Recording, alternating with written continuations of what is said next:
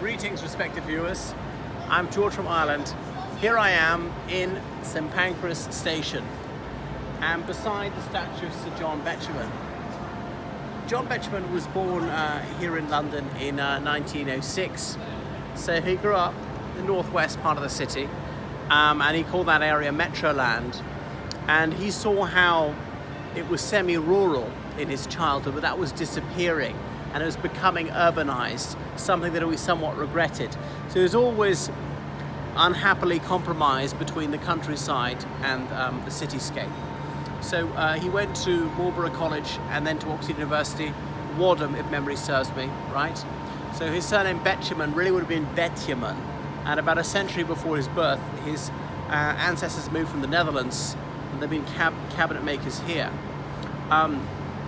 So he taught in various schools before becoming a full-time writer and editor. And he was already a well-known writer by the time the Second World War broke out. He was only 33, and he was sent to the British legation in Dublin. So the Irish state, we were neutral in the Second World War, and he was there. The IRA considered bumping him off because he was pumping out London propaganda, as they saw it. Well, yeah, he was. That was their job. He was there on Holles Street in Dublin. However, one IRA man who developed an appreciation for Betjeman's scribblings intervened and cancelled that assassination order. So Betjeman married, he had several children, and he was a bit of a ladies' man. You may have read one of his poems, Miss Joan Hunter Dunn. Miss Joan Hunter Dunn. It goes on, how mad I am, sad I am, blah, blah, blah, that you won, and so on. So these are poems about his upper middle class life, I suppose, drawing room dramas to some extent, but in verse. Why is he here? Well, in the 60s, things were very go-ahead. Harold Wilson was Prime Minister, talking about the white heat of technological revolution. And the United Kingdom developed an indifference and a distaste for its Victoriana, which stands all around us.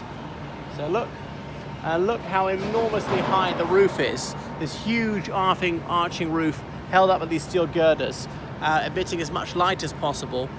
Moreover, imagine all the steam trains, smoke as well as steam going up. You don't want grit in your eye. Hot air rises, allow room to go up. So the idea was to demolish this in the 60s and build something completely new, featureless, banal, forgettable, and hideous.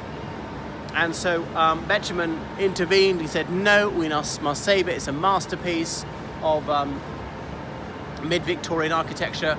It dates from 1867 mostly, because this was the northern edge of London at the time. So he successfully saved St Pancras station. About 2002, it was closed for a couple of years and underwent a huge renovation. And eventually Eurostar started going from here in 2008. Previously been going from Waterloo.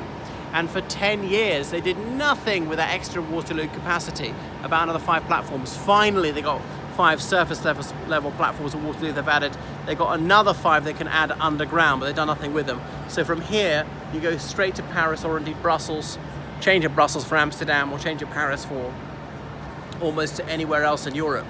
So that is Sir John Betjeman. He died in 1984. He was Poet Laureate for the last 12 years of his life. That's a position that was created in the 17th century, laureate as in wearing the victor's laurels, because he is the official poet of the realm, considered to be the most magnificently gifted syllable stringer around, and so it is the pinnacle of accolades for a poet to be awarded that title. It's held for life.